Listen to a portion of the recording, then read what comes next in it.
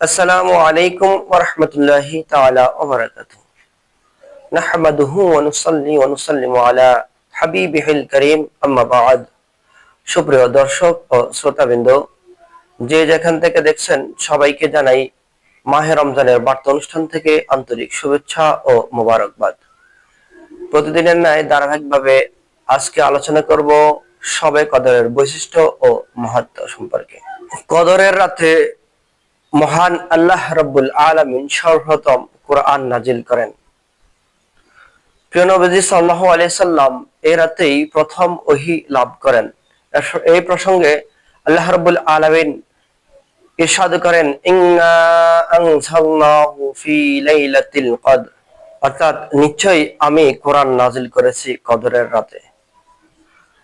হযরত জিবরাইল আলাইহিস সালাম নবী ও রাসূলগণের নিকট ওহী নিয়ে পৃথিবীতে আসতেন। প্রিয় নবীজি সাল্লাল্লাহু তাআলা আলাইহি সাল্লাম দুনিয়া থেকে পর্দা করার পর নবুয়ত ও রিসালাতের ধারা বন্ধ হয়ে যাওয়ায় হযরত জিবরাইল আলাইহিস সালাম এর পৃথিবীতে আগমনও বন্ধ হয়ে যায়।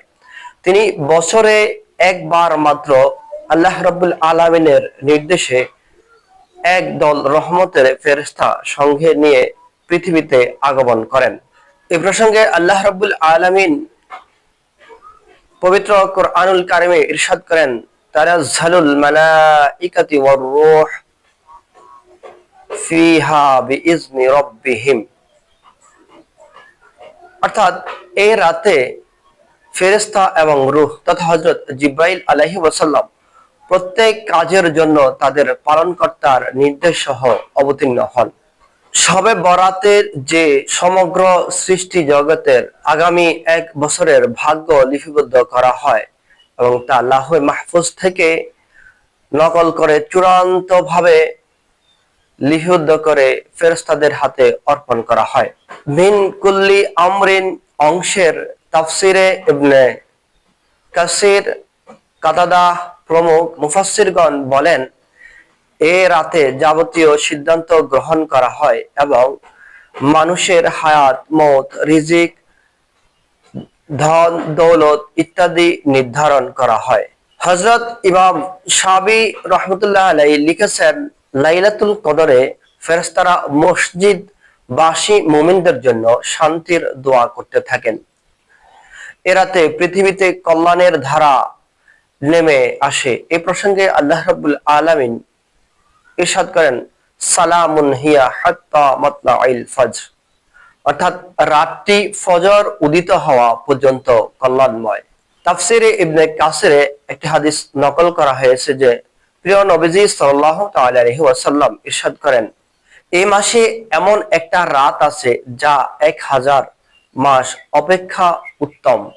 যে ব্যক্তি এই রাতে কল্যাণ থেকে বঞ্চিত হয় সে সত্যিকারে কপাল পোড়া। প্রিয় দর্শক ও শ্রোতাবৃন্দ, পবিত্র কোরআন সর্বশেষ ও সর্বশ্রেষ্ঠ আসমানি কিতাব। আসমানি 100 সহিফা ও 4খানা কিতাব সহ মোট 104টি কিতাবের মধ্যে একমাত্র পবিত্র কোরআনুল কারিমই সর্বশ্রেষ্ঠ আসমানি কিতাব।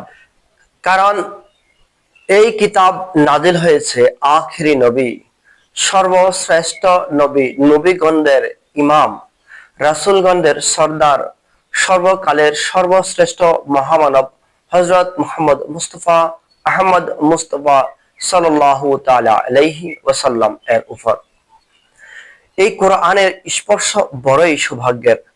হযরত জিবরাইল আলাইহি ওয়াসাল্লাম এই কোরআন বহন করে ফেরেশতাদের সর্দার হওয়ার সৌভাগ্য লাভ করেছেন। মরুর দেশ জাজিরাতুল আরব এই কোরআনের স্পর্শেই পবিত্র আরব ভূমির সম্মান লাভ করেছে। অলক্ষণে ও দুর্ভোগময় খ্যাত ইয়াসরিব এই কোরআনের বরকতে পূর্ণভূমি মদিনাতুল মুনাওয়ারা সম্মানে ধন্য হয়েছেন। এই কোরআনের পরশে স্বল্প মূল্য কাপড়ের গিলাফকেও বুকে জড়ানোর সম্মান পাচ্ছে। এই কোরআনের ছোঁয়ায় সাধারণ কাঠ বা সাধারণ একটা প্লাস্টিকের রেহাল সম্মানের চুমু পাচ্ছে। সর্বোপরি কোরআনের সংস্পর্শে একটি সাধারণ রাত লাইলাতুল কদর সম্মানে বিভূষিত হয়েছে। কোরআনের সঙ্গে যার যতটুকু সম্পর্ক ও সংস্পর্শ থাকবে তিনি ততটুকু সম্মানিত ও মর্যাদার অধিকারী হবেন। তাই তো প্রিয় নবীজি সাল্লাল্লাহু আলাইহি ওয়াসাল্লাম ইরশাদ ফরমান, কোরআন ওয়ালাই আল্লাহ ওয়ালা, এবং তার খাস ব্যক্তি। আল্লাহ পাক রব্বুল আলামিন আমাদেরকে এই কোরআন ওয়ালা হওয়ার তৌফিক দান করুক, আমিন। প্রতিদিন মাহে রমজানের বার্তা অনুষ্ঠানটি দেখার আমন্ত্রণ জানিয়ে আজ এখানেই বিদায় নিচ্ছি। আসসালামু আলাইকুম ওয়া রাহমাতুল্লাহ।